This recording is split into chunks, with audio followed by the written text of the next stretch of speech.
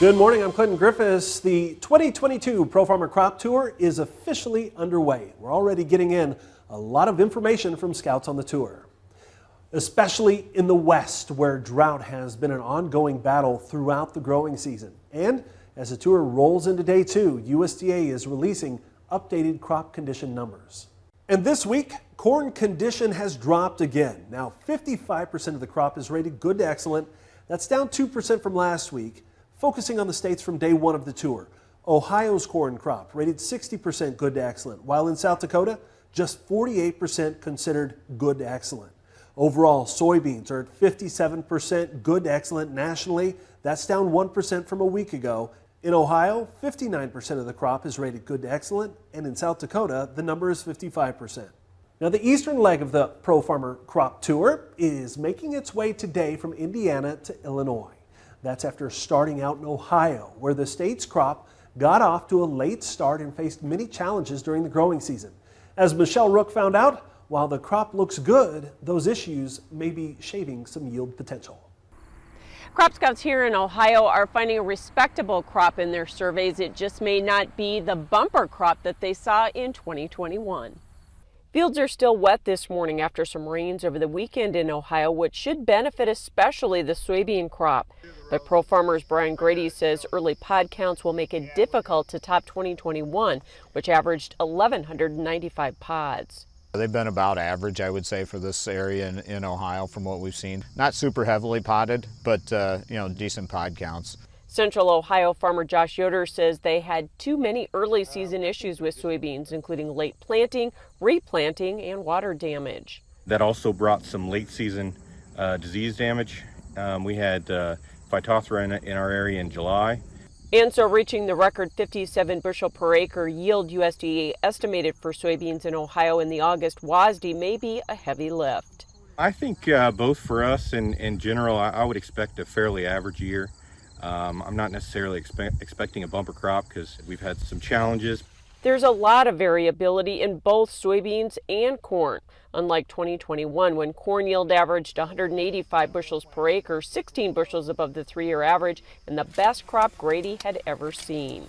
This is probably maybe a little bit better than a typical Ohio crop would be from my small sample size, but not what last year was. Yoder says their corn APH is around 200 bushels, but he thinks they'll have fields above and below that. We're going to have some relatively low yields on fields that don't have very good drainage, but I would expect well-tiled drain fields early to mid-200s.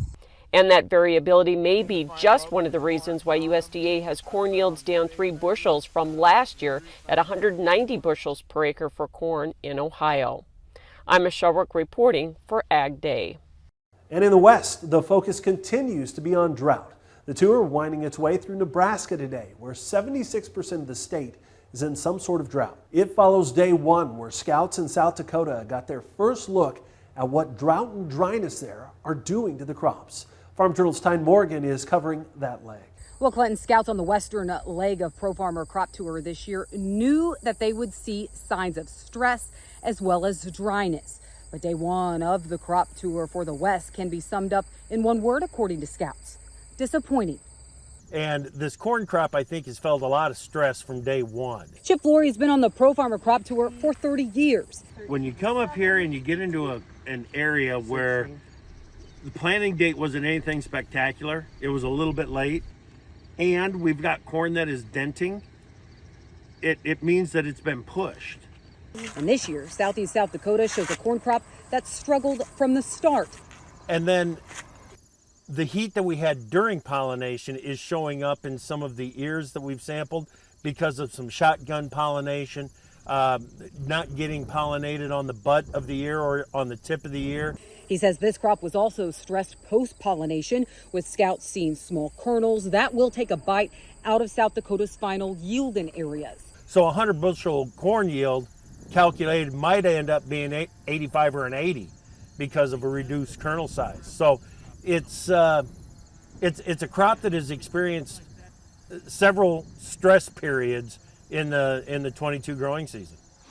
As Flory's route traveled south of Sioux Falls and into Nebraska, It produced an average South Dakota yield of below 100 bushels per acre for corn. We're in the early dent, maybe even mid-dent stage on the samples that I've seen.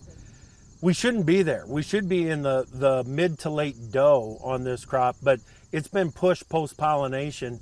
Soybeans seem to show more potential. Well, the good news out of South Dakota is that there's a bean crop up here. The bad news is maybe it's not as spiffy as what we would like to see. But late planting combined with some heat stress means South Dakota's soybean crop is also far from perfect.